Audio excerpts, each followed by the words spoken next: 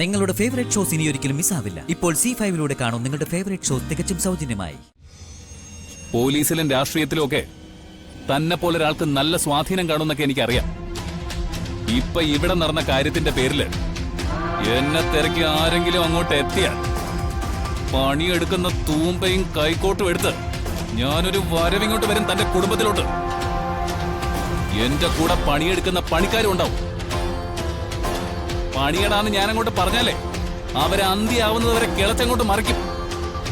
കേട്ടോ? TKG.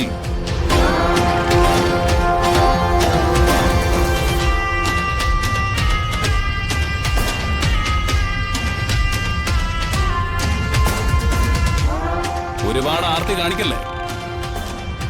അതിന്റെയൊക്കെ അവസാനം ഇങ്ങനെയായിരിക്കും.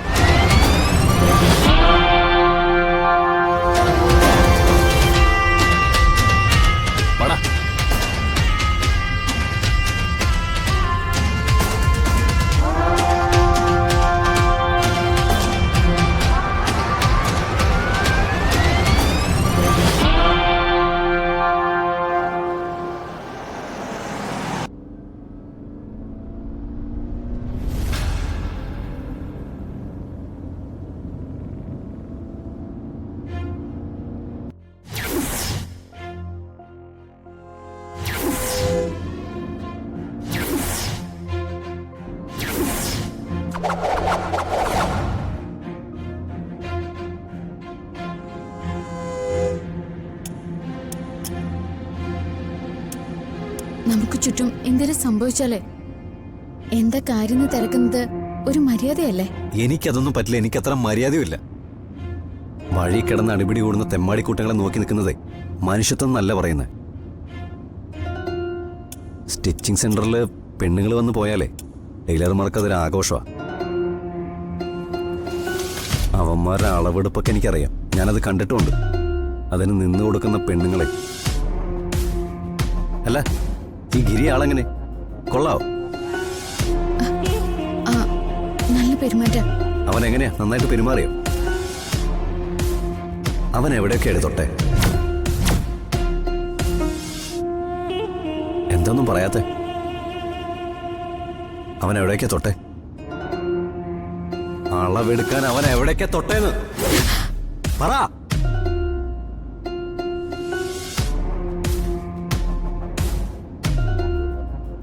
ഇതേ എന്റെ ബ്ലൗസ്. ഇത് കൊടുത്തിട്ട് അളവെടുക്കുന്ന, അല്ലാതെ ദേഹത്ത് തൊട്ടും പിടിച്ചൊന്നും അല്ല. അമ്മയുടെ കൂടെ എപ്പോഴെങ്കിലുമൊക്കെ ഇത്തരം കടകളിൽ പോയിട്ടുണ്ടാവല്ലോ. എങ്ങനെ അളവെടുക്കുന്നെന്ന് അമ്മയോട് ചോദിച്ചിട്ടുണ്ടോ?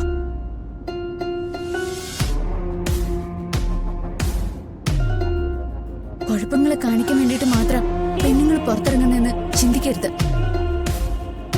അങ്ങനെ ചിന്തിച്ചാ ചിലപ്പോ ഭ്രാന്ത് പിടിക്കും.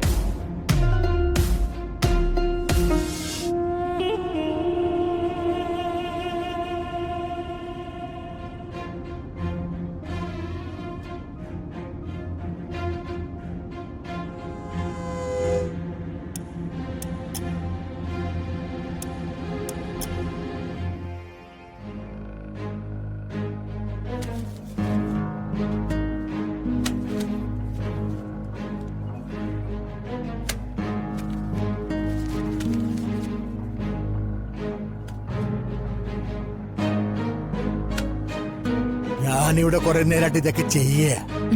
എന്താ ഏതാന്നൊക്കെ ചോദിക്കെങ്കിലും ചെയ്യണ്ടേ? ഞാൻ എന്ത് ചോദിക്കാനാ?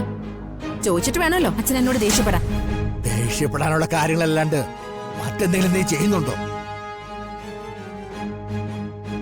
ഉള്ളതൊക്കെ വിറ്റുപറിക്കും കിട്ടാതിടത്തുനിന്നൊക്കെ കടവും മേടിച്ച അവനാ സിനിമാക്കാരുടെ ഓഫീസിൽ പോയിരിക്കുന്നേ. ഇറങ്ങുമ്പോ ഒരു നല്ല വാക്കെങ്കിലും പറയാൻ പറ്റുമോ നിനക്ക്? നഷ്ടപരിഹാരം കൊടുക്കാന്ന് വീമ്പിളക്കിയതല്ലേ, കൊണ്ടുപോയി കൊടുക്കട്ടെ.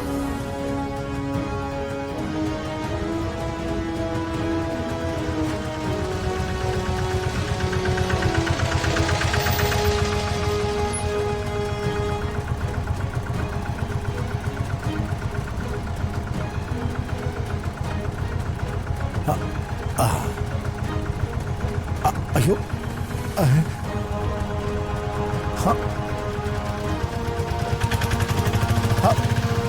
എന്തു പറ്റിയടാ? എന്താ കാര്യം? ഒന്നുമില്ല, അവരുടെ കടം തീർത്തു. എടാ, നിന്റെ ഈ മുഖത്ത് കാണുന്ന പാടെന്താ ചോദിച്ചേ? ആ പ്രൊഡ്യൂസറിൽ ഒരു അനുജനുണ്ടായിരുന്നു, കുടിച്ച് ലെക്കേട്ടൊരുത്തൻ. അവൻ വീണയെക്കുറിച്ച് അനാവശ്യം പറഞ്ഞപ്പോ ആരി അവനെ ഒന്ന് അടിച്ചു.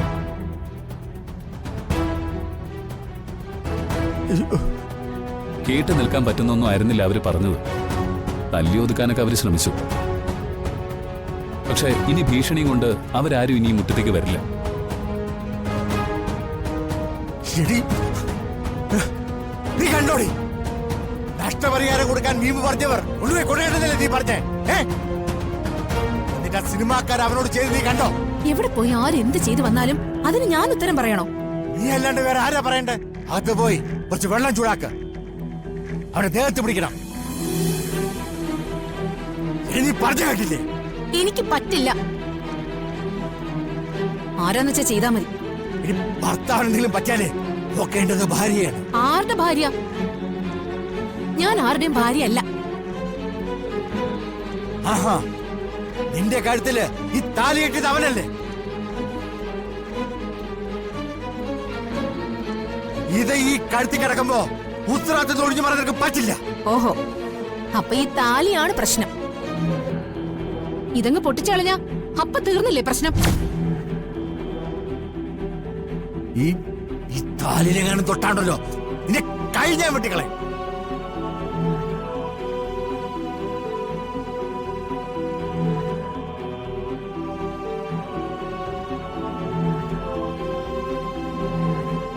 എന്നോട് ഈ താലിയുടെ മഹത്വം പറയാൻ നിങ്ങൾക്ക് പറ്റുമോ? എന്റെ മനസ്സോ ശരീരമോ നിങ്ങളുമായിട്ട് പങ്കിടാൻ ഞാൻ തയ്യാറല്ലെന്ന് അറിഞ്ഞിട്ടും നിങ്ങൾ എന്തിനാ ഇതിന്റെ കഴുത്തിൽ കുരുക്കിയത്?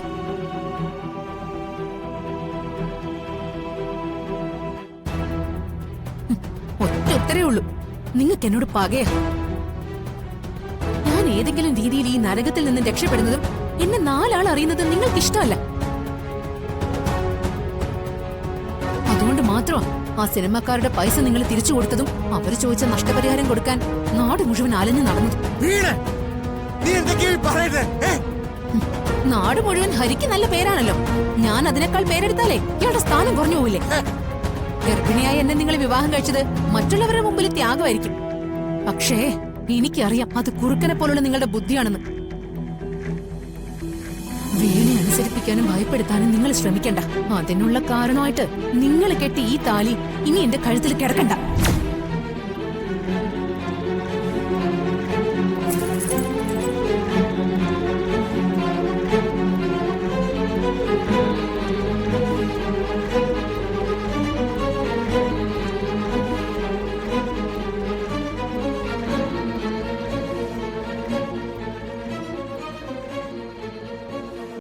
ഡൗൺലോഡ് ചെയ്യൂ C5 ആപ്പ്. കാണൂ എല്ലാ എപ്പിസോഡുകളും സൗജന്യമായി.